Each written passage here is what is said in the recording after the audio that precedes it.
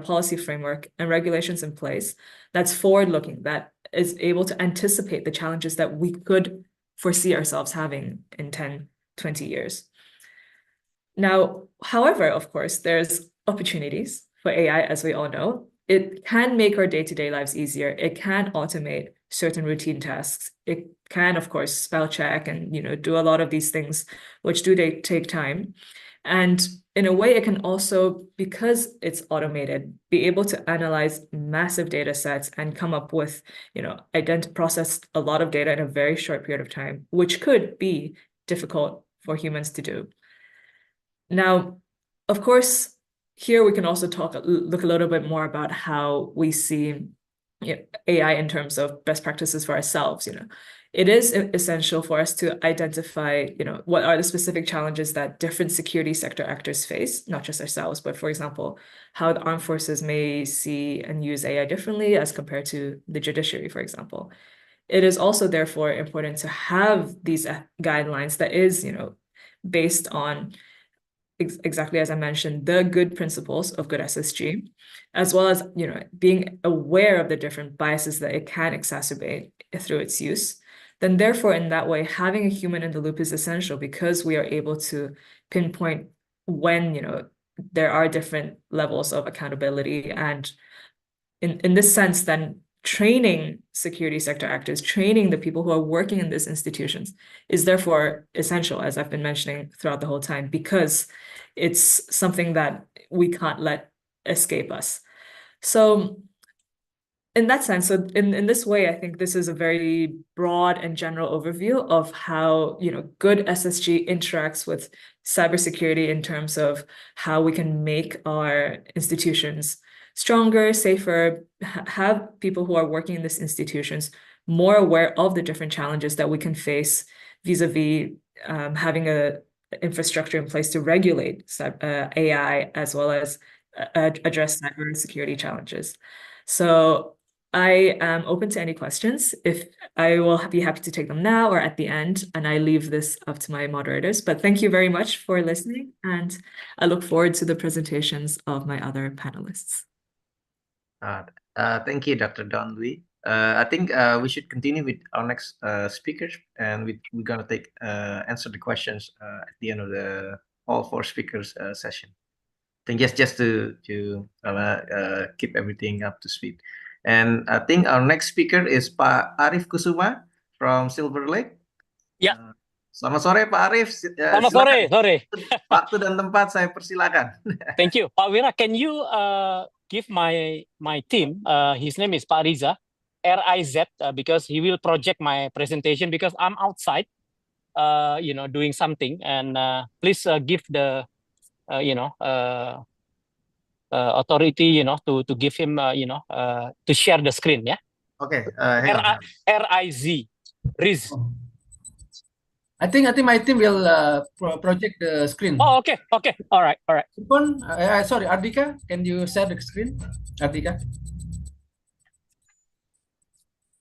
Okay, while waiting for the screen, since I'm given by Pak Wira and Pak Beni, my longtime friend, 12 minutes, I'd like to keep it simple. My presentation, the title, basically, cyber attack challenges impacting economy, politics, and also security in our country, in Indonesia. So I think just to make everybody make sense, actually I would like to share, two use cases, but I'm given only one use case because I'm coming from a financial industry. So disclaimer, this use case is been green light by the Ministry of Communication and Information Technology. I think the title, I would like to start with my story, So what has happened on June 20th, our national data center, in this case, the Ministry, Communication and Information Technology, we got hacked, basically. We get a ransom cyber attack, So it involved, I think, if I'm not mistaken, around 8 institutions: the Ministry of Communication and Information Technology, Indonesian Directorate General of Immigrations, the coordinating Ministry of Political, Legal and Security Affairs, National Threats and Cyber Agency, PT Tilkom, and also KSO Telkom Sigma, Cybercrime Police, Polri, AWS Indonesia, and the last, I think, the Ministry of Law and Human Rights. So these simple cyber attacks, actually, it started off with the governance. Yeah. So what has happened on the Thursday, on the 20th of June, basically our national data center got hacked at the Ministry of Communication and Information Technology. That is why our public services, in this case, our national airport, Bandara Soekarno-Hatta, was paralyzed. Yeah. So basically, there was a long queue, people, doing, things manually. But our Indonesian Director General Immigration, Pak Silmi Karim, assured the passengers traveling domestically and also internationally, smooth, even though it takes longer time because they're doing, this immigration check by manual things. Yeah. So what has happened on the Saturday, basically our PDN, our National Data Center, still work on progress. The attack still there. So the coordinating Ministry of Political, Legal and Security Affairs, Pak Hadi Cahyanto, mentioning that there was a technical glitch. What he say, a technical glitch still going on. And then what was the root cause is still unknown. What he said in the media and also social media. And then the Ministry of, the same day, on the Saturday, the Ministry of Communication and Information Technology also revealed that, I assure you that we are still working on this, optimally, and also how they can recover, in a speedy response. But Kominfo, in this case, cannot know what was the root cause also, what was the disturbance, why, everything is paralyzed. Okay. And the next day, basically on the Monday, on the 24th, our Ministry Communication and Information Technology, and also cybercrime, Polri, and also KSO Telkom Sigma still, investigated comprehensively, what was the root cause. So they are still trying to fix this problems, this attack, but they still cannot, fix the data, still paralyzed, in their data center. And then the Minister Communication and Information Technology, Pak Budi Ari Setiadi, stated that pemerintah, will work closely and try to settle, amicably with the hackers, and hopefully it will be settled, And then the same day, on the Monday, 24th of June, finally everything is settled, So I think if you guys saw on the news that there was a settlement, we don't know how they settle in terms of financial value, but it was being settled, and all the public services, not 100%, but not paralyzed, but basically 85% still working on the Monday. So these 3-4 days, to me, as a practitioner, is a light nightmare. These simple things, because of the governance, because of our infrastructure, this cyber security attacks our national data center, very, very critical, because when they attack this immigration, it will affect the service excellence of our immigration office. So I think this is the storyline. So the next slide, please, Pak Beni. Next. Adhika, yeah. Yeah. So in this introduction, basically, I think the definition of cyber attack, I have explained, how they steal the data, how they lock the, what they call it, the lock. They lock the data, and also they encrypt the data. They lock also the database. and also they ransom some amount of money. So the brief of introduction I have explained in my storyline. Next, Pak Ben.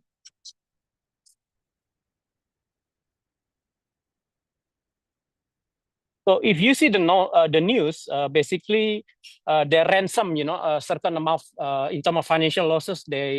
These hackers they ransom quite significant amount of money.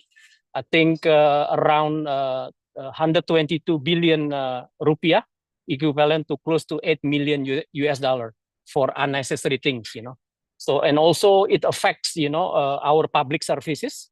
In this case is our immigration office. And also because of this, tragedy on this national data center, there was recovery cost burden to the national budget. So I think we need to allocate, overall year on year around 700 billion, rupiah, equivalent to 46 million US dollars. And also our government tried to attract, investor, coming in. This is one of the incidents that really, reputation is very expensive.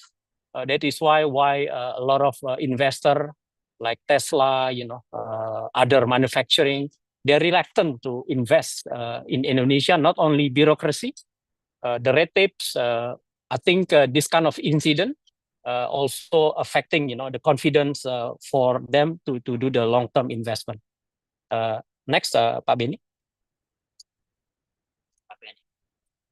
Yeah, I think for the political point of view, definitely the cyber attacks, brain zipper, ransomware really affect our reputation, not only in domestic ASEAN but internationally. How weak, our cyber defense, in terms of infrastructure, and also in terms of democracy, as you know that we face the elections, and also we have also Pilkada, in November.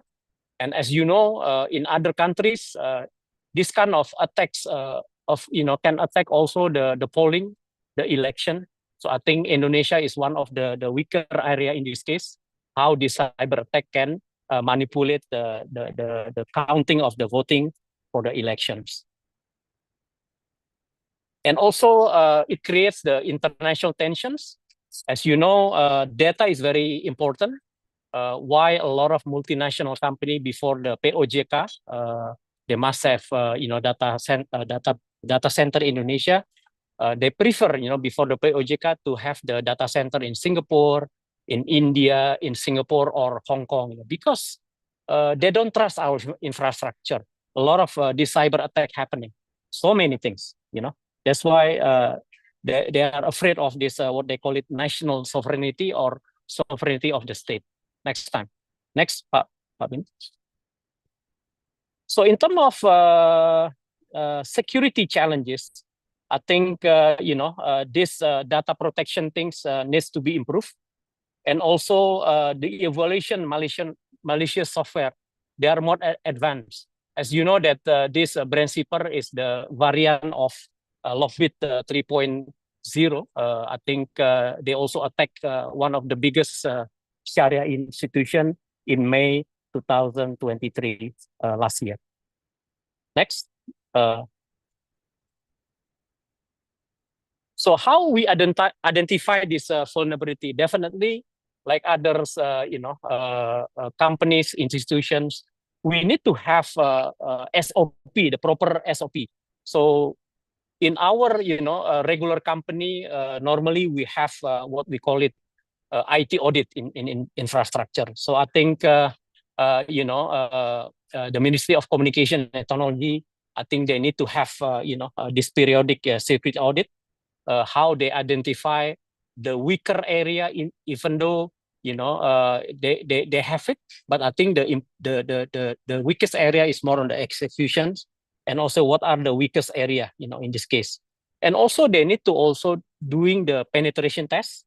They need to do the simulation on testing of the system. I think they have more than 30 up to 50 satellite systems within the national, data center. And also how they monitoring suspicious activities. I think they need to execute it. I believe they have the tools, but somehow, somewhat, these hackers still can penetrate their data center. And this is very important.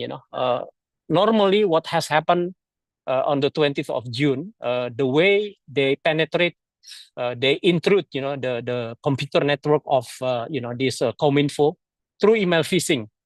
So email phishing is very simple because according to the survey, I think more executives, they can, easily get deceived by this email phishing. So I think the awareness of, email phishing needs to be started at the highest level, middle level, even the low level. Next, Pak Ben. So financial operation, basically there is this ransomware. There is a compensation cost, as you know, is a huge, significant amount of money, and also there is operational disruptions, reputational loss is very, very expensive, for Indonesia because of that incidents, and also because of this, the investment, from our national budget needs to be allocated, I think more than 46 million US dollars because of this. Next, Pak Ben. So I think the use case, I have mentioned it. Unfortunately, I cannot mention the other use case because I don't get the permission to share that, what has happened in May, but it's okay. I think it's almost similar. Basically, the analysis I've explained in my story offline, and what other step, I think also I mentioned in the previous slide. And then the long term, impacts changes government cybersecurity strategies. So I think we need to have much more strategic action rather than tactical, actions. Next. So basically, to summarize it, the importance, how we have integration approach, how to strengthen, our cyber resilience in Indonesia. And then last but not least, this is Indonesia facing the cyber attack, I think more on the reactive mode rather than proactive mode. And my last comment, closing statement is how we strengthen, IT infrastructure, ranging from the core system, the satellite system, also including the servers, network, and also last but not least, our digital talent. I think Kominfo mentioning that every year we are lacking at least 600,000 people per year. So I think we need to have awareness and how we have a digital talent, much more, proficient in the near future. I think I close my presentations. I leave some inquiries, comments, maybe later after the third and the fourth panels. Thank you so much. Yeah, thank you, Pak Arif Kusuma. I think it's really interesting to have somebody who knows what's happening behind the scene to give us a little bit of insight, yeah, because the rest of the information is still classified apparently. It's okay. We're moving on to our next speaker, Pak Yuda Kurniawan. Mas Yuda, okay. It's all yours, Mas Yuda.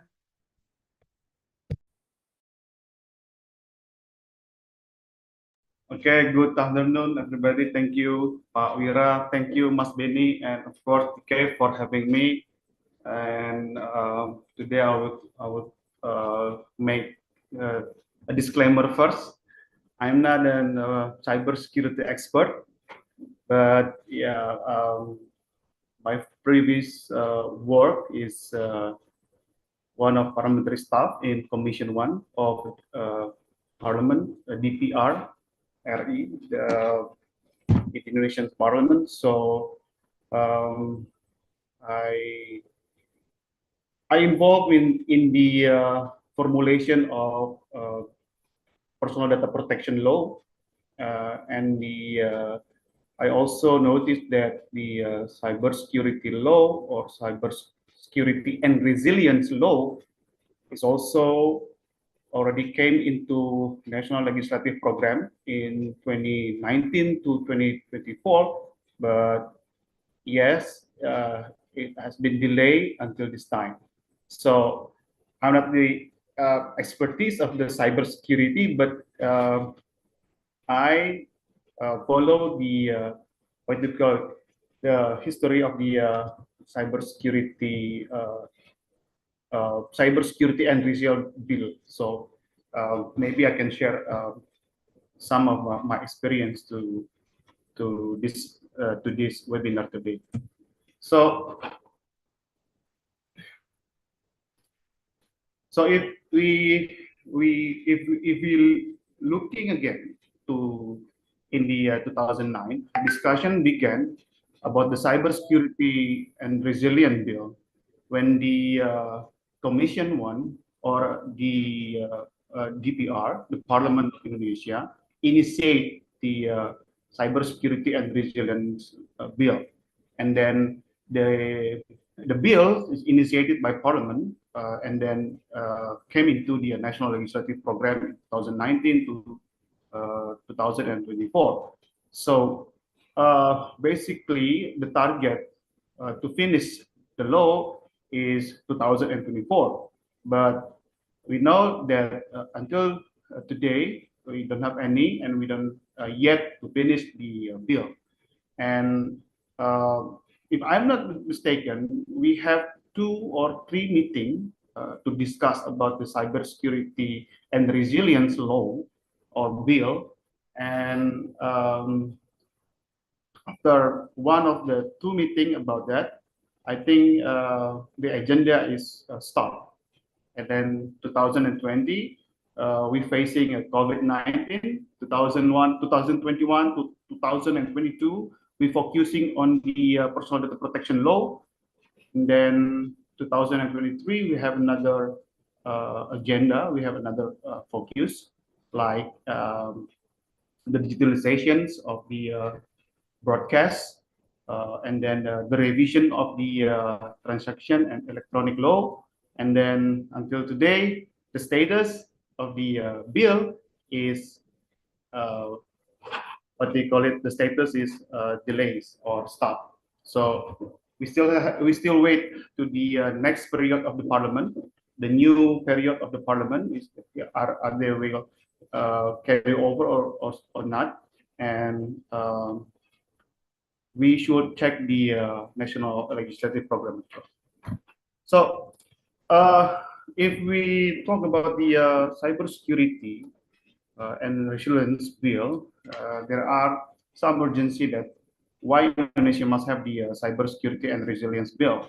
So Indonesia called the cybersecurity and resilience bill because there are too many actors and too many sectors in Indonesia to accommodate and must be to accommodate in the bill. So preventing cybersecurity threats is number 1. Why the reason that we need cybersecurity and resilience bill? The second is protection of cyber structure, and then the third is, of course, the cybersecurity good governance, institutions, and interagency coordinations. The fourth is international cooperations.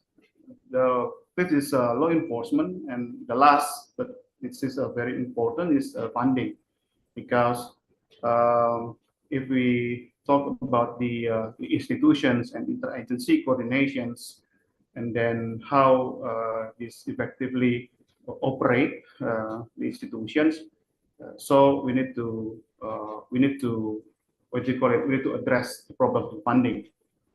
And then this fifth of the why the Indonesia needs some cybersecurity and resilience bill.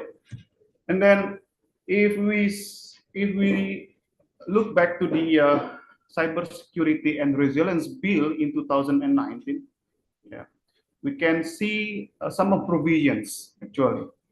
First is the cybersecurity and resilience bill talk about the definition of cybersecurity. Indonesia need to define what is cybersecurity.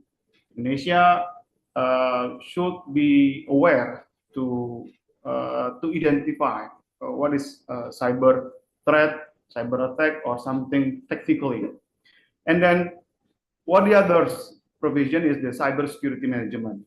It's about the institution. It's about how the institution will coordinate each other, and of course, a cybersecurity governance related to the how to respond, how to prevent the threat, and etc. And the third is cybersecurity services. It's like a technical standard to secure and how the best practice to provide cybersecurity services, like the what we call it, how government to create public-private partnership to harmonize the public-private partnership. Cyber diplomacy is also the other provisions in the Cybersecurity and Resilience Bill, and also the important things like law enforcement. And then we see that the cybersecurity is the law, is the legislative framework to empower the National Cyber Agency. So this is why Indonesia needs to formulate or to what do you call it, to have the cybersecurity and resilience law. Then previously Indonesia already have actually the framework policy of Indonesia cybersecurity. Even this is not integrated well, but some of the regulation already accommodate the cybersecurity or cyberspace matters, like the law number 11/2008 on electronic information and transactions. The law is objective. The objective of the law is to regulate activities in cyberspace, including electronic transactions, instrument for online defamation, cyber fraud, hacking, and cyber crimes. And also with the government regulations number 71/2019 on the electronic system and transactions. This is implementation agreement on the law number 11/2008. Actually, this is the implementation agreement to regulate the obligation of electronic system providers, and the including security and user protections. And also the law number 27/2022 on personal data protection. The aim of the law is to safeguard personal data. We refer from the practice of EU GDPR. So EU GDPR is the benchmark of the personal data protection law in Indonesia. The regulation itself covers the collections, processing, transfer of personal data, requiring companies to get consent, and then also to regulate the obligations of the provider to notify the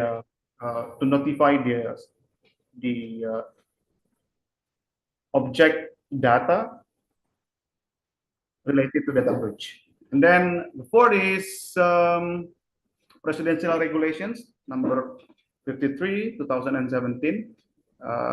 The substance is the establishment of BSSN, or National Cyber Agency, as a national agency to coordinate national cybersecurity effort, and also implementation of national cybersecurity policy. Public sees that this is not enough for the national cyber agency for as a operative legal framework.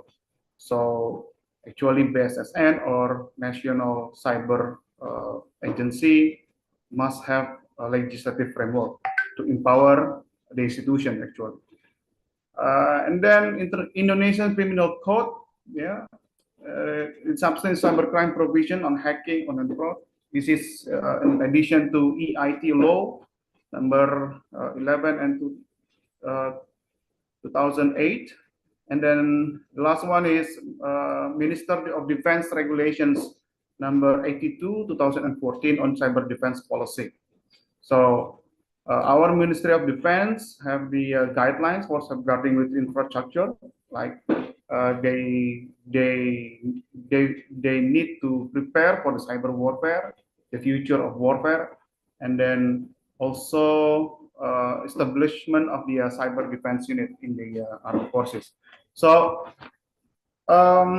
if we see from the 6 regulations, so we can conclude that we actually have the at least 6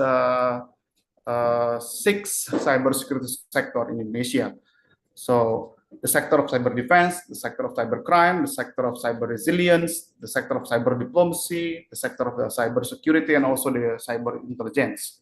And if you look up the institutions, we have many institutions that address some of the cyber space matters, like Indonesian Armed Forces. If we talk about the cyber defense, cyber crime, which is addressed by Indonesian Police and Authority. And then we have the 3 minister and the institution of non-ministerial, like Ministry of Communication and Informations, Ministry of Interior, and National Cyber Agency. Also with the Ministry of Foreign Affairs that address some cyber diplomacy matters, and then etc. etc. Now, the discussion of the cybersecurity and resilience draft has ignited a public debate actually. If we can see some of the position of the civil society organizations, they have kind of positions on that the bill. First is like ELSAM, or Institute for Community Studies and Advocacy. They say that cybersecurity and resilience bill is too state-centric because the bill has given the broad authority, wide authority, and what do you call it? Like a wide authority to the National Cyber Agency. And then why they put their critique on that kind of substance of state-centric? Because BSSN will have wider authority to define what is management of cybersecurity. Also with SafeNet, South Asia Freedom of Expression Network, they say that cybersecurity and resilience bill potential threatening privacy and the freedom of expressions. So they critique on the norms, they critique the articles, and for the Stara Institute, cybersecurity and resilience bill has failed to define the aspect of respect for human rights and threatening to civilian freedom. Maybe Center for Indonesian Policy Studies sees in a different way, because they see that cyber security is not just for the security itself, but is related to many aspects. Like the previous discussion say that cybersecurity have impact on the economic affairs, impact to this social affairs, and etc. So it needs to build a partnership actually with private sector in discussion on the cybersecurity and resilience bill, because the critique from impartial actually they see that the discussion of cybersecurity and resilience bill is too hasty and lacking of public participation. If I looking back to the 2019, when the bill has come to Parliament, and the Parliament says that they feel that they do not feel too hurry, to make the cybersecurity, because the Parliament says that they need some greater public participations. They need some greater what do you call it, input from the expert, from the private sector, from the corporations, and etc. So they feel that we cannot too hurry, we cannot too hasty, to make the bill entering into force. Then I identify some of political challenges actually from the problem of the cybersecurity and resilience bill in Indonesia. The first political challenge is diverging interests of stakeholders, because government, private sector, civil society, they have the diverging interests, and also in the parliament internally, we have 10 fraction of the parties. Parties have their own agenda, and then is this a beneficial or not for the what we call it, for the vote, and etc. And this is simply make the law is quite challenging. The second is human rights concern, because this is related to privacy and freedom of expressions. And some of the civil society organizations in Indonesia says that the bill have to balance between the freedom, privacy, and security itself. Bureaucratic challenge. This is regard to ego sectoral due to new adaptation and responsibility, because once the National Cyber Agency appointed as the higher authority to manage the cybersecurity, and the other institutions should have an adaptations and maybe to share burden and kemudian responsibility. So the others institution should adjust on the new responsibility or the new adaptation of the cybersecurity and resilience bill. And the lack of public participations will complicate the acceptance of bill, because the transparency is a key. I agree with the Down about the transparency, particularly in the discussion in the parliament and the political process. That's important things to make the bill more accountable and more transparent. And the last is the potential of the clash between domestic political interest and international partner and technology. This is I think this is the another problem from the political process and etc. Because if we talk about the technology from China, this is related to the domestic perception. If it technology from Israel, and also like technology or cyber technology from Israel, so domestic political interest will be will be loud to criticize the government and the government will adjust to the and will look up how the aspirations of the public. So there is clash between actually domestic political interests and choosing of international partner and technology. So I will end my presentations. I will look up for the discussion. Thank you. We'll go back with Pak Wira. Thank you, Pak Wira. Okay, thank you, Mas Yuda, for the insight coming in from behind the scene at the Indonesian Parliament. And I think we'll have some questions for Pak Yuda after the last session. And I think we're moving on to the next speaker, Ms. Sarah Widemar from the Zurich Federal Institute of Technology. Okay, the forum is yours, please. I hope you can hear me well. I'm just putting up. Yes, all good here. Can you see my screen? Does it work? Yes. Perfect. Good. Okay. So welcome everyone to my presentation on AI governance in Europe. Thank you to our partners in Indonesia for having me. Very briefly on me, I usually focus on the kind of AI use that is excluded from the regulation.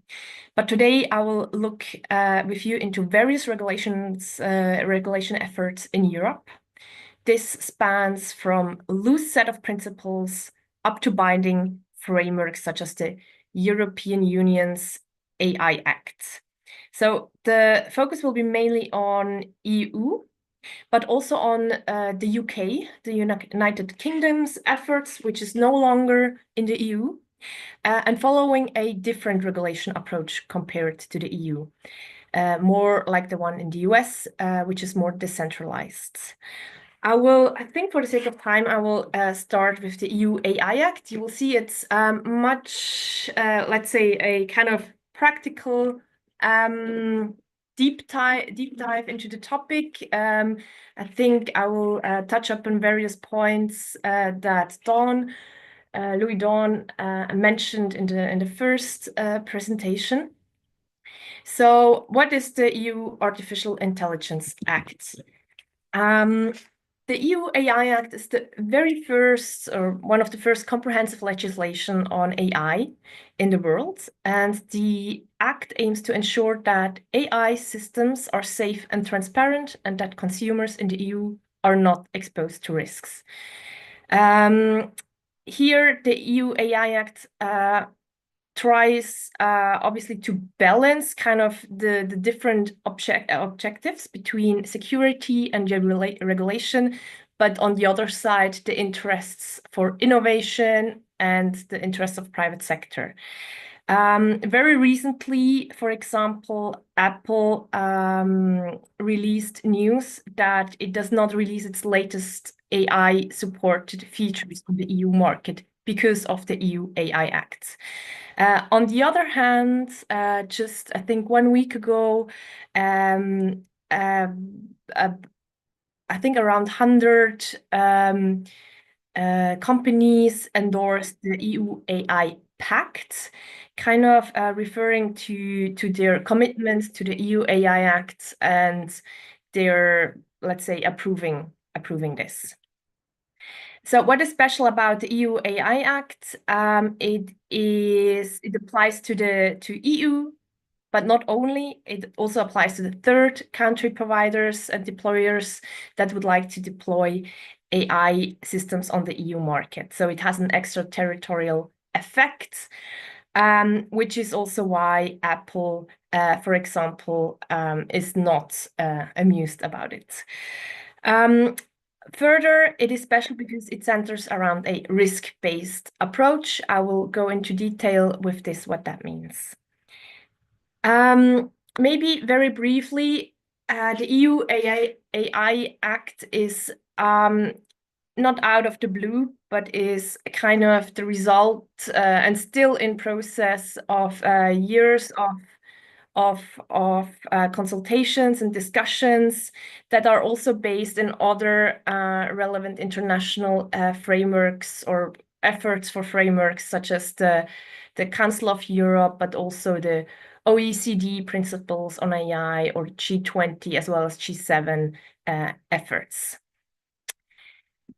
What is important for the EU AI Act is that in many ways the regulation of AI in the European Union is a continuation of efforts in the cybersecurity landscape, meaning that the regulatory context of AI is closely linked to the general data protection regulation, the GDPR, which is in place since 2018.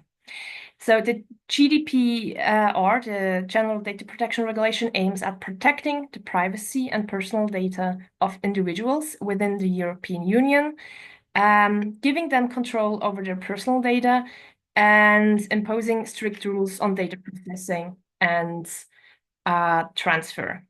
So given kind of that AI systems are frequently kind of result of processing of personal data, the GDPR obviously is very relevant for the EU AI Act. Regarding data protection privacy, both focus on limitation and the focus is on the user consent when processing personal data. I think I have here this is a screenshot of how this can look like for the end user in the European Union, as well as here in Switzerland. You see, if you enter a new website, you will need to consent. You need either accept the cookies or reject them. Otherwise, you cannot further scroll on the website. So just as an input, how the regulation in the end looks like for the end user.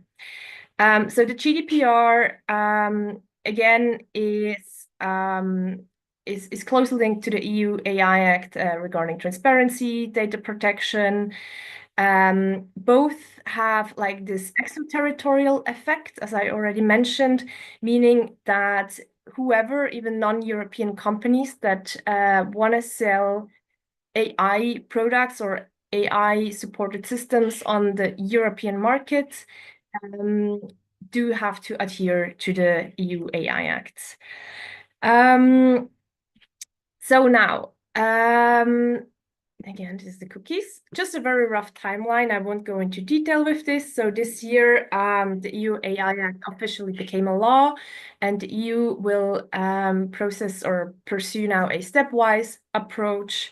Obviously, that will take up until 2027 to sort everything out. So it's quite a lengthy process, as you can see. Quickly, a quick note on definition. Here we see the definition that they use in the EU AI Act. Well, in general, it's one of the key challenges for governments that they face when they design AI regulatory compliance strategies. It's kind of to figure out what constitutes AI. And we could talk in length about the different definitions. Here we see a definition that is very closely linked to the OECD definition. The definition for the EU AI Act is deliberately kept broad to cover the whole spectrum, from simple technologies up to systems focusing on deep learning and generative AI. This contrasts, for example, the UK approach. The UK does intentionally not refer to a concrete definition. Who is affected? Again, kind of everyone who wants to serve the European Union's market, and it covers all parties that are involved in the development, introduction, sale, distribution, and utilization of AI systems. And again, as mentioned, the extraterritorial effect. What is not covered is, briefly mentioned in the beginning, is AI systems that are developed exclusively for military purposes, and as well as for scientific research, etc. So, the AI Act defines a framework to understand the risks associated with artificial intelligence. So it classifies AI systems based on their potential risks and divides them into different categories depending on the data they capture and the decisions or actions taken with that data. So the EU obligations will vary depending on the category the AI system falls into. We have here the first category, which is the one on the top, the one with unacceptable risks. This concerns AI systems that enable manipulation, exploitation, and social control practices that are seen as unacceptable risks. This, for example, includes social scoring by public authorities, exploitation of vulnerable characteristics of people, as well as real-time remote biometric identification for law enforcement. And because they're considered as high risks, they will be prohibited. Then the next Oh, no, sorry, not high risk, but unacceptable risks. That's why they will be prohibited. Then the next category, the one with high risks, means or is targeting AI systems that negatively affect safety or fundamental rights. And within that category, there will be kind of two subcategories. AI systems that are used in products falling under the EU product safety legislation. That means also kind of tools like for critical infrastructure, like elevators or cars, etc. And then the second subcategory are AI systems falling into specific areas that will have to be registered in a EU database. That includes, for example, critical infrastructure, etc. But then it also concerns, for example, systems that would be used for evaluation of eligibility to credit or health insurance or life insurance or even public benefits. AI systems that would be used for job applications or evaluation of candidates, as well as product safety components. Because these AI systems in this category are considered as high risk, they are subject to the most stringent regulatory requirements. This means, first already mentioned is this EU database that I have to register into. Then there's the transparency obligations to enable correct AI interpretation and use. So this AI, this transparency obligations could maybe look like as the one example of the GDPR I showed you in the very beginning, that you have to kind of give your consent that you register, okay, here is AI somewhere in the loop. Then another part is the implementation of appropriate human oversight, and obviously also high levels of cybersecurity, etc. Then the third category, the one with the limited risks, that includes AI systems that interact with consumers. It's like the generative AI would fall into that subject, that systems that can create or manipulate content like images, audio, or videos, chatbots such as ChatGPT-based systems, emotion recognition systems, and like, for example, systems that can generate deepfake content. And because these AI systems in this category, well, they will be kind of unlike the high risk systems that impact development and risk management in a broad sense. Obligations for limited risk systems focus on the outputs on users. So people must be informed when they interact with an AI system. People exposed to a prohibited emotion recognition or biometric system must be informed about the system's presence. And then deepfake content or like generated video or pictures, they must be disclosed as being artificially generated or manipulated. Then the last category, very briefly, would include, for example, spam filters or AI-enabled video games. Non-compliance will be, or let's say, non-compliance with the prohibition of the AI practices will be subject to fines, quite high fines. Yes. So just let me check the time. So maybe very quickly on the governance now, how the EU envisions to kind of to also implement this. The EU as a supranational at the supranational level has the European AI office in place since this year. but then it will be the country's implementation efforts that will count.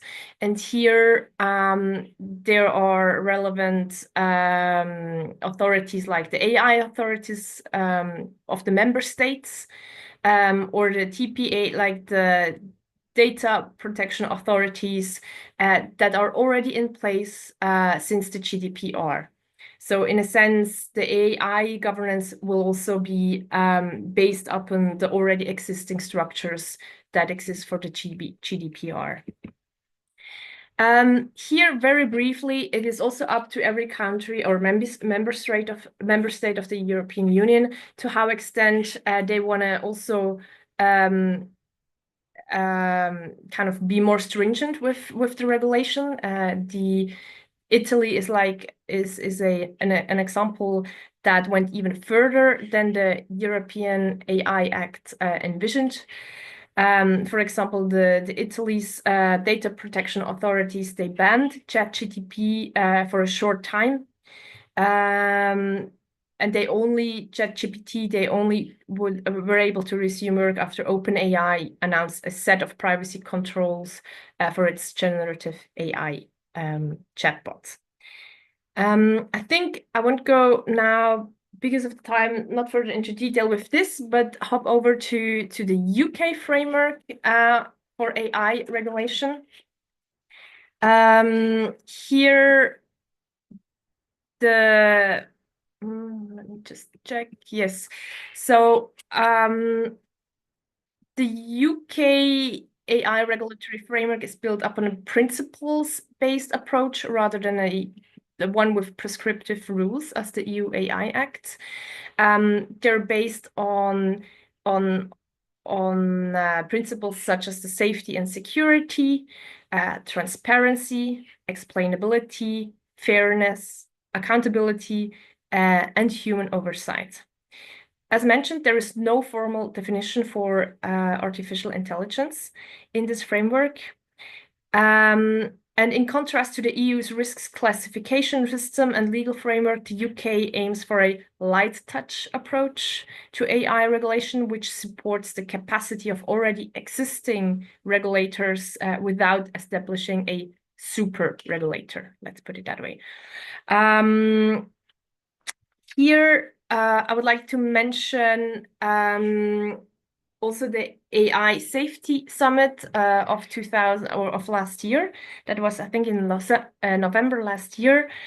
UK invested heavily also to become kind of a leading player for artificial intelligence discussions at the international level.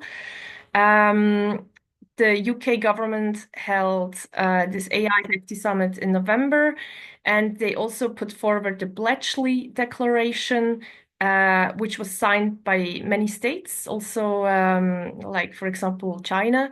And they agreed on the following principles that the UK is also basing its framework on. The human-centric principle, trustworthy, responsible, as well as safe. So maybe here very quickly again, the current state. So this there was a consultation process, also interlinked with this AI summit that you see here in the last stage. Here again, the 5 core principles that the UK put forward for its framework. And then maybe something else that is relevant in the UK context is that instead of a formal definition, the UK decided to categorize kind of 3 types of advanced AI systems. The one that are highly capable general purpose AI, highly capable narrow AI, and AI agents. Here again, mentioned that already existing bodies and authorities are responsible for introducing this framework in their area of responsibility. So it's not that new structures would be created, but would be based on already existing government structures. Here, very quickly, this was the AI Safety Summit that the UK hosted. And well, yeah, even though this Bletchley Declaration shows some degree of international consensus, I think the road ahead will be a tough one. As you see, already in Europe, which is kind of geographic-wise rather small as a region, the AI regulatory environment is very fragmented and inconsistent. Maybe to sum up here, what makes AI and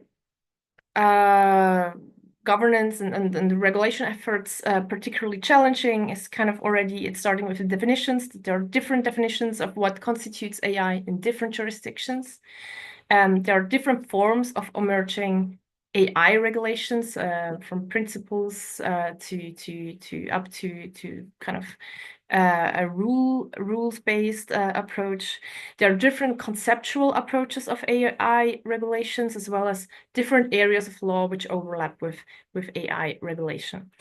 I think I will end with this, my presentation, which was, I think, kind of an insight into the on paper, what states or the EU tries to do, based on principles, and how this transforms then into actual law. And I'm happy to have questions if you have any further questions. Thank you. Okay, danke schön, Miss Sarah. Okay, I think to keep things moving, let's go to the, I think we already have some questions posted here on the chat box. So I will read them in the order of receival. Okay, hang on. Okay. We have a question from La Chica Salsabila to Pak Arif Kusuma. Thank you for the presentation. What are specific mission and project that the government currently works on to tackle the cybersecurity in Indonesia? And I think we can combine that with the questions just below that from Astinin Tias Hanum. What is the most effective way to maintain our identity in today's cyber world as a civilian? As we know that the longer we live, our digital footprints are everywhere, especially in response to financial fraud. I think I would probably give the floor to Pak Arif first. Silakan, Pak Arif. What was the first question again? Just highlight again. Sorry. I think just summarize it. Yeah, sorry. Miss La Chica Salsabila was asking the questions about regarding with the breach on the national data center. So what steps are being taken by the government at the moment to address the problem, prevent it from happening again? Okay, that's the first question. Second questions? And the second question is from Miss Astinin Tias Hanum. Is as a civilians or commoner, what's the most effective way to, probably not to maintain our identity, but to safeguard our identity? Okay. Yes. Okay. Thank you so much for those who asked the very strategic questions. Like I said in the beginning, that Indonesia, I think in most cases on cyber attacks, I think I would say more than 85% we are reactive rather than proactive, how to handle this. Meaning to say that once we get attacked, then we are panicking, we don't know what to do, things like that. So that's what happened, on the 20th until 24th of June. I think those 3 days, even the real root cause, this 7 institutions, they were confused, So if we have a proactive approach rather than reactive, I think we should have an alert warning system even we can predict, we can even solve temporarily. I think in this case, we are well unprepared. We are not ready. I think it happens to, I would say, government agencies, offices, similar to what has happened on the June 20th. So I think I know the real root cause, but I'm not a person who has authority to disclose that. But at least now we know the ransomware. The name of ransomware is Brandshipper. Brandshipper is, like I mentioned, that they are the new variant of Lockbit 3.0. I think they are based in Eastern Europe. Those three countries, right? One of them is Russia. So I cannot name the other two nations, but they are well known for I would say, ethical hackers. So I think the intention, the motive, basically is money. So because of this, the weakest area is, our infrastructure. So it's easily for them to penetrate. They just started off with the email phishing, basically. In last year, I think they attacked one of the office in Kalimantan through email phishing. But I think this time around also in one of the officer, they attacked through email, phishing. And that's why they sign in. The data is there, but they encrypted the data. They log the data. They put on the dark web. That's why the ransomware, I think the amount is, like I mentioned, is $8 million. But we don't know. I know, but I cannot disclose. But somehow, somewhat, the government settled it down. That is why the motive is money. Once they get 70-80% out of what they ransom, I think it should be sufficient enough. So I think I urge the government to pay attention to this. I think it has to be proactive. They have the vendors, they have the policies. It's just the execution and the operation is very weak from my point of view. Thank you. Okay, Pak Arif, thank you. And I think if anybody wants to ask the question directly, please raise your hand, and I will give you the opportunity to ask the panelists directly. But before that, I'd like to address these two questions first. From Pak Hornadi Setiawan and Pak Unggul. I think we can combine these two questions to Pak Yuda. Yeah? I think the first part of the question is the official appointed as the Minister of Communication and Informatics did not come from IT background. So is that a problem? And the second part of the question is from Pak Unggul. I think the one of the reason that the cybersecurity bill was delayed because of there are so many problems contained in the bill, which Pak Yuda already explained, I think, with regards to how the civil society has been responding to the bill. So I think I'll give to Pak Yuda to probably answer these two questions. Yeah, silakan Mas Yuda. Well, thank you, Pak Wira. I hope you can hear my voice because I'm using the earphone. Well, first of all, the cybersecurity and resilience bill is problem because when the parliament discussed about the bill, there is some, what do you call it? There is some desire to push the National Encryption Agency into National Cyber Agency through the bill, through the cybersecurity and resilience bill. That's the first problem.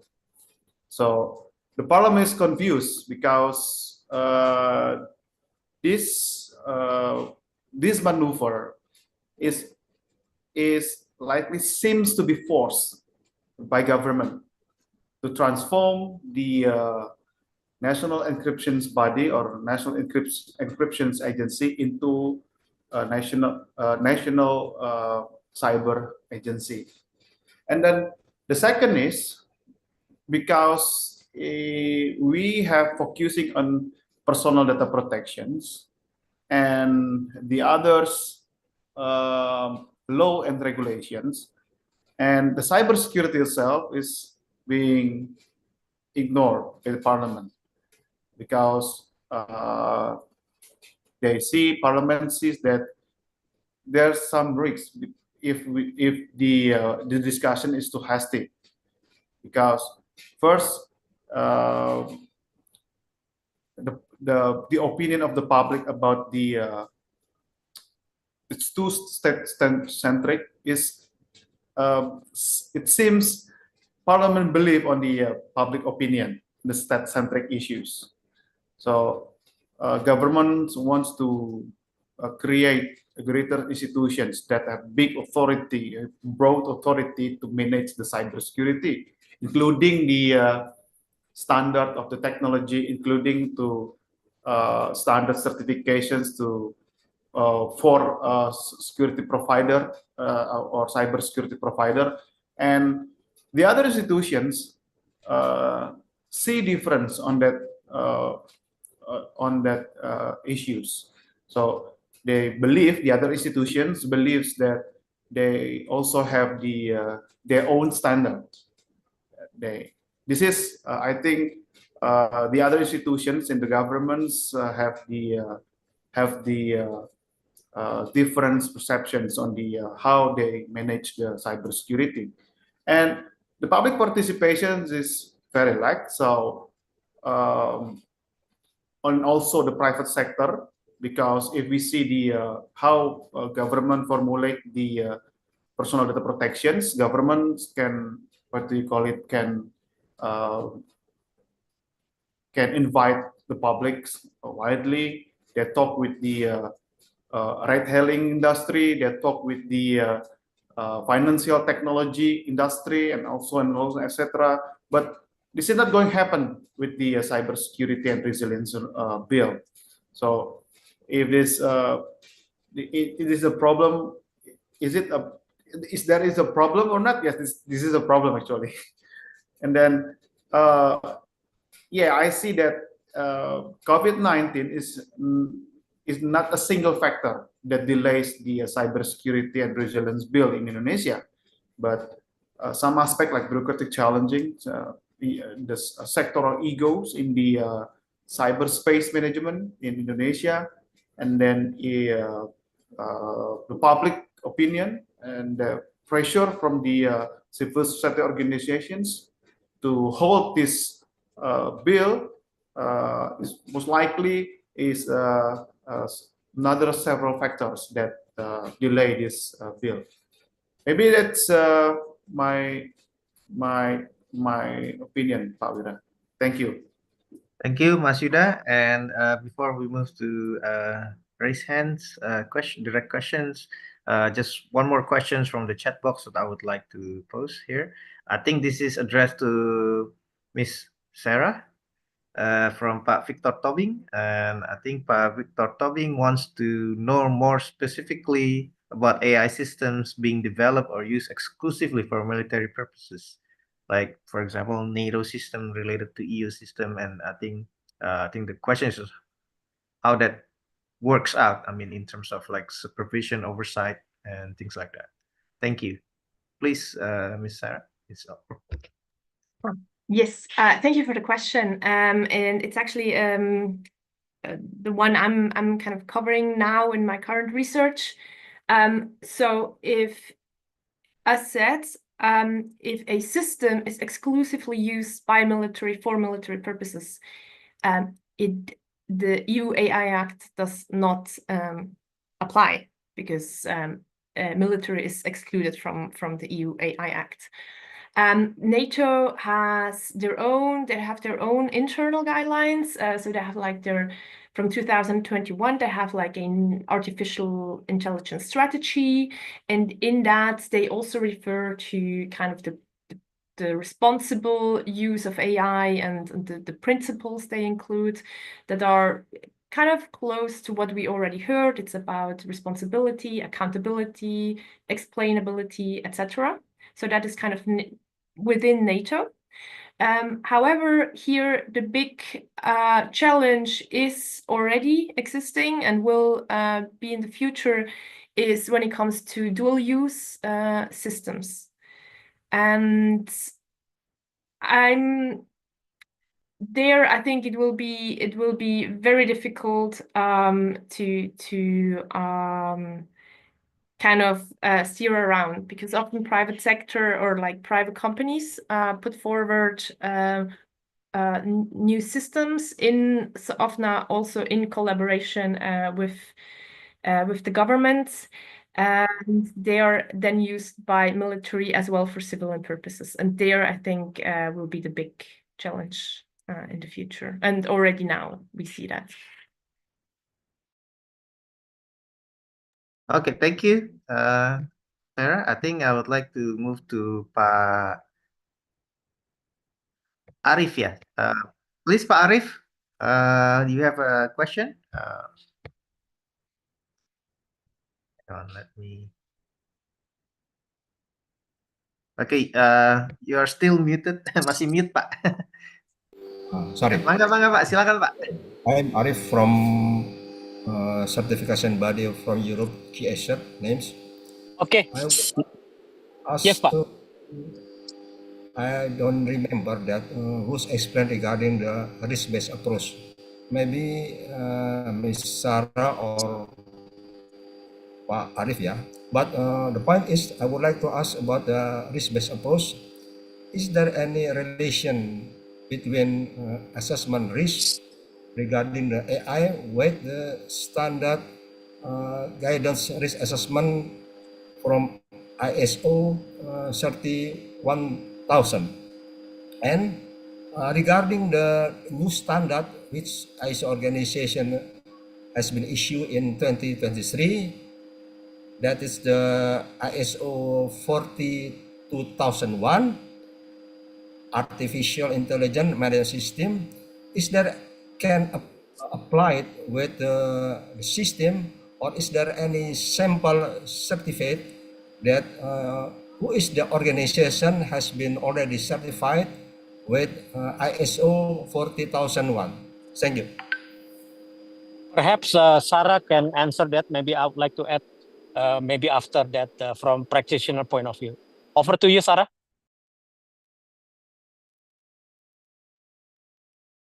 Yes, thank you for the question. So I'm not very familiar with this ISO, the International Standardization Organization, and I didn't quite hear what the question exactly is. But when it comes to I think how you call I think it will be at the supranational level within the EU, the responsibility to kind of make sure that the legislation of the EU adheres to ISO. But I'm not sure whether that's answering your question. Okay, over to you, Pak Arif. Yeah, because It's I'm very, the practical system, yeah. I'm the practical system from the headquarters in the Europe that they have already offered to the key asset Indonesian. Is there any organization which would like to certify it with AI management system? It seems similar with the information security management system. Yeah, most of the organization suppose that might be applied AI system, but this is a critical point that all the organization which has been already applied system should be certified with ISO 40001. That's all. Thank you very much. Okay, let me answer from my point of view. I understand the questions, but I think the point that ISO 40001, I'm not quite familiar, but I know in general, Pak. So in terms of AI, I think I don't know which organizations, but we can take it offline, Pak. I can give you my numbers in this chat box. I do have, I would say, the key people in Indonesia. I think about 5-7 people regarding to this. But organization, I'll try to find out. But if you wanna this, this risk based approach combining with this AI system, I do have the people, the right fit people that can discuss deep dive, to your questions. So I think I'll leave my numbers to you, and yeah, thank you, Pak Arif. The same name, yeah. Thank you very much, Mr. Arif, Pak Arif, the same name. But most important that I would like to know which the accredited from where that certification body has been operate in Indonesia can issue ISO 40001. If there is no accredited, it is not useful because this is not a credible certificate. I mean that. Okay, I will park these questions. I can leave it to my number to the Pak Beni and Pak Wira. Let's take it offline, Pak, on this. Yeah, I'll find out the organizations. At least I give you the answer. Yeah. Thank you. Yeah, you're welcome, Pak. Okay, thank you. I think that's a really good question.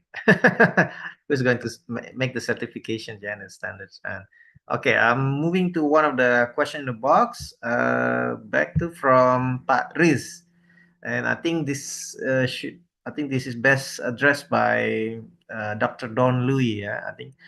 Thank you for the insightful presentation. You probably seen and learned a lot about the current cybersecurity trends in Indonesia. Which lessons from Europe's security sector governance do you believe would be most relevant and beneficial for strengthening Indonesia's AI and cybersecurity framework? And I think thanks, Rose, for this question, and thanks for the introduction as well.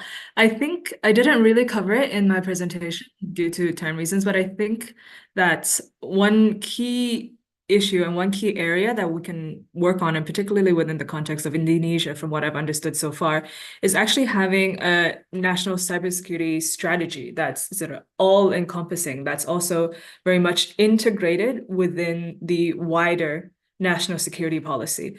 So, for example, as to give examples from Europe, then in Sweden, they say that the objective of Sweden security includes both, online and offline, as well as, for example, the Finnish one also says that all these principles needed to be integrated within the broader cybersecurity strategy in national security strategy. Now here, when we're also talking about the development of a national cybersecurity strategy, it's also important to therefore then identify one authority or one institution that's tasked with overseeing this process, that also has consulted with all the different institutions and all the different stakeholders. The UK, for example, has already done this, and the stakeholders could include, for example, not just government, but also private sector, civil society, academia, the technical community, as well as these international organizations that we've just been talking about. And in a national cybersecurity policy, then, we should have several key strategic priorities, and this includes an enhanced governmental coordination at the policy and practice level, as well as stronger PPPs like public-private partnerships, international cooperation, as well as running through as a red line respect for fundamental and human rights. Now, as I've mentioned before, and I do want to emphasize again, I think it's important in a national cybersecurity policy to have and to recognize the importance of critical national infrastructures and to include them and their protections within a national cybersecurity policy. For Switzerland, for example, we define it as, public administration, energy, waste disposal, but also, finance, health, water, food, transport. And of course, with any strategy and with any plan, it needs to have an implementation plan that involves both research and planning so that, it's not just a strategy for right now, but a strategy that can bring the country or bring the context within the next 5-10 years. And Poland, for example, uses a user awareness of safety measures and practices in cyberspace as a key component to its national cybersecurity strategy. And of course, as we're all doing here today as well, I think awareness raising, educating ourselves, and this is all part and parcel of a national cybersecurity plan. So here, I think it's just a quick overview of what I see as essential in terms of preparing and key lessons learned.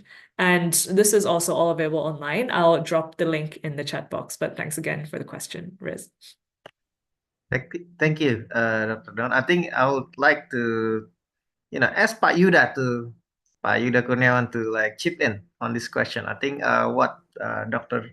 Don Louis just expressed just now. Pak Yuda, do you think it's possible to do that in Indonesia? I mean, because we as everybody knows, we just have a new parliament this week, just sworn in, and there's a new parliament, and then in the next a few weeks, I think end of this month, we're going to have a new executive government in place. So do you think, Pak Yuda, do you think this is an opportunity? There's a transition here, there's a window of opportunity to push some of these things, and is what Dr. Don just described to us, is it possible, is feasible to do it? From your experience? Yeah, Pak Wira, we still have to wait about the bill will be carry over or not into the new period, because as we know that Indonesia has a high vulnerability on the cyber attacks and cyber security problems. So normatively, this bill will be carried over in the new period of the parliament, and it also depends on the how public give a pressure to parliament to what we call it, to discuss more open, and to invite the participation of public wider. And then I still have believed that this is still possible to be discussed in the next period of the parliament, because there is some existing problems about the cybersecurity concern, and how to make it on the track is to raise the concern on the parties in the parliament. So the key is the internal bargain of the party in the parliament itself, because the first one of the cybersecurity bills is initiated by parliament, and it also can be initiated by government. So still have a chance, Pak Wira. We still have hope, actually. Thank you. I think we should invite Dr. Don and Miss Sarah to Jakarta, or send Pak Yuda and his colleagues to Switzerland to have further discussion on this. I think what Dr. Don just presented is a very good insight, and Miss Sarah also contributed with a lot of good examples from Europe. That should inspire you, ya, Pak Mas Yuda, ya. Yeah. Semangat gitu. Okay, we have one more question, I think, because we have 5 minutes left. We have one more raised hands from Mas Beni.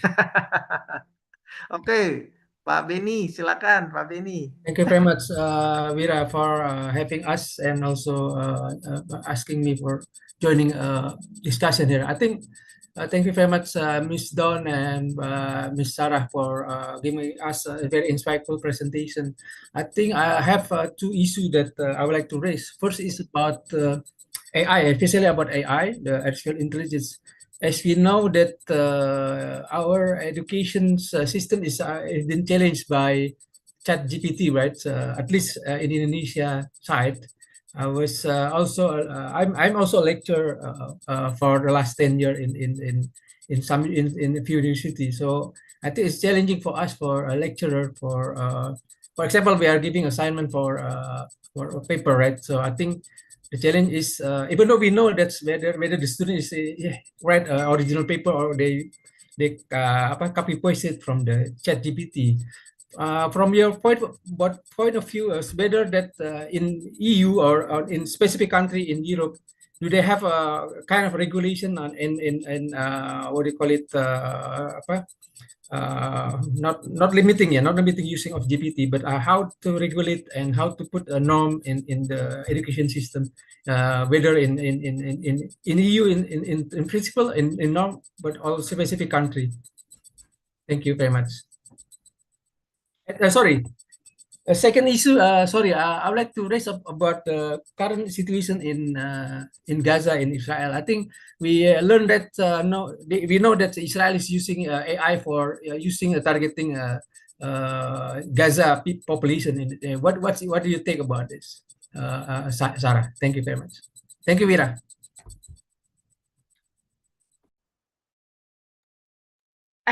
Thank you very much for the very interesting questions. I will start with the first one, with the easier one.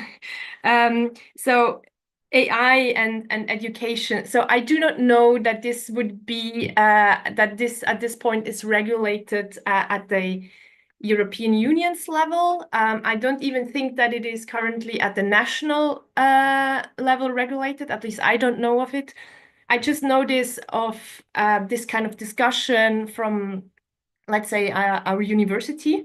As far as I know, is that it's discussed because it is an issue as to how to balance, how to use AI for education, having kind of the positive aspects of it versus kind of the negative aspects of, let's say, students submitting texts that is not written by themselves, right?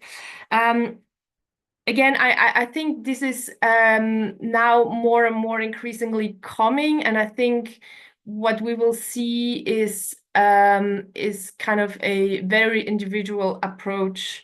I just know that our university at ETH is discussing this topic. I do not know currently of any kind of, let's say, on paper regulation that they have put forward on that topic. But again, I haven't also followed this that closely. Then regarding the second question, yes, AI for targeting. So I'm currently writing a report on how AI is used on the battlefields, and with that, Israel Gaza is also a focus of mine. There are specifically 3 different kinds of systems have been in the media. It's Lavender. Very Steady is another system that was used or still is used. The problem is that there's very few information public. We do not know in the end how these systems work. And the problem for researchers with this lack of information, of public data, is then also how to put this into context. But I think what is clear is that that it will be more and more a problem. I've been looking at this in the conflict of Ukraine, specifically because Ukraine is very public with information. You would find many different private actors that put forward systems that are used somehow in this loop of targeting. Griselda is like a system, for example. What the Griselda does is that it imports vast amount of civilian as well as military data, and with AI is kind of creating target groups. So what you see here is that in the end, it's not, you don't have this omnipresent system that will be conducting all the targeting process, right?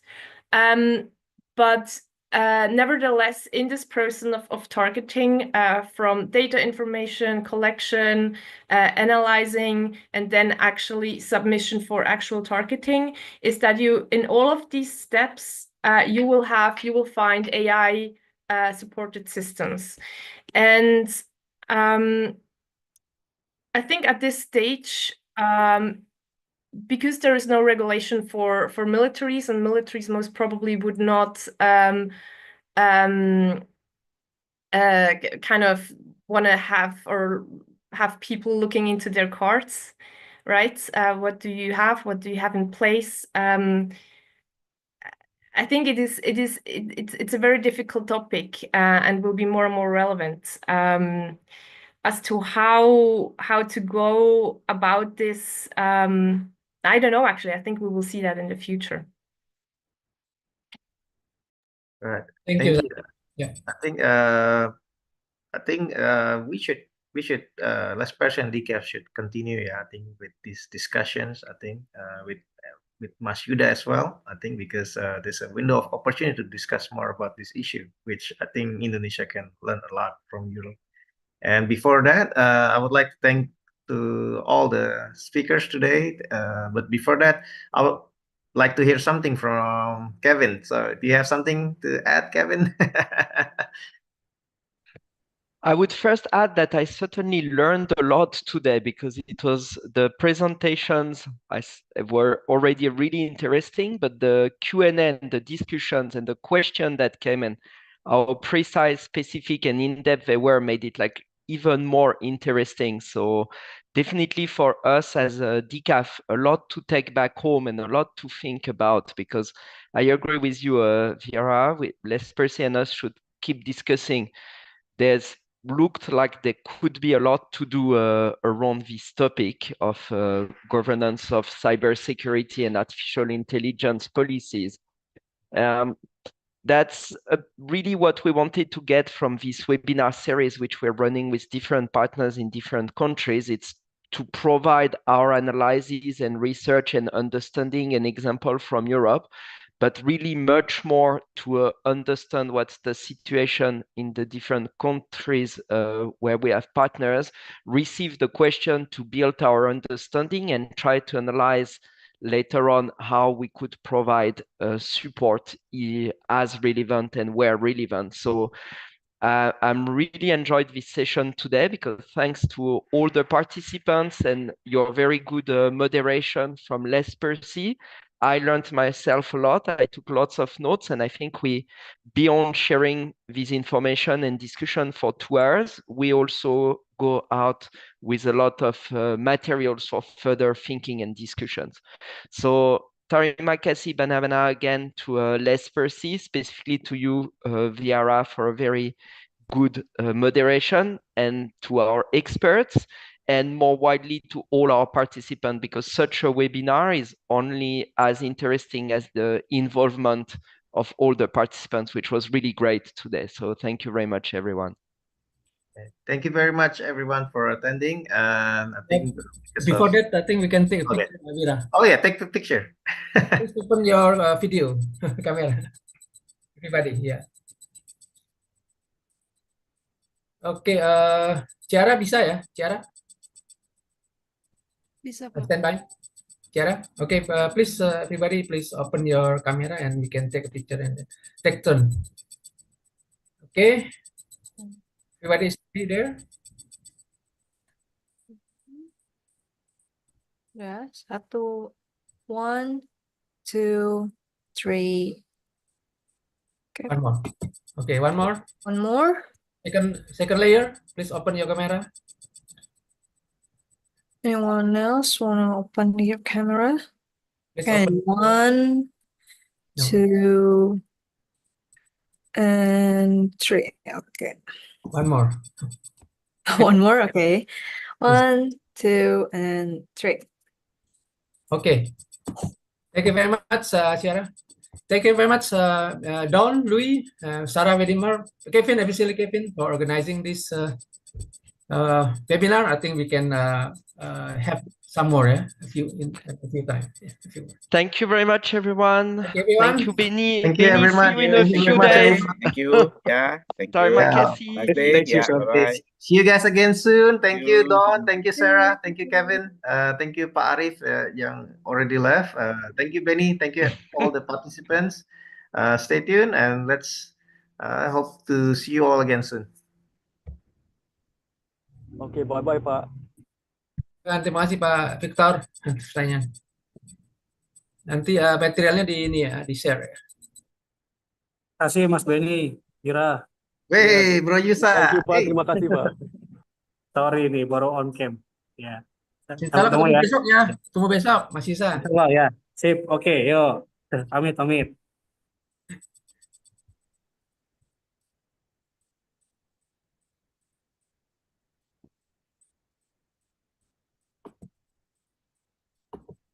Terima kasih. Bye everyone. Thank you very much. Bye, Okay, thank you bye. very much. Merci Bye. beaucoup, Kevin.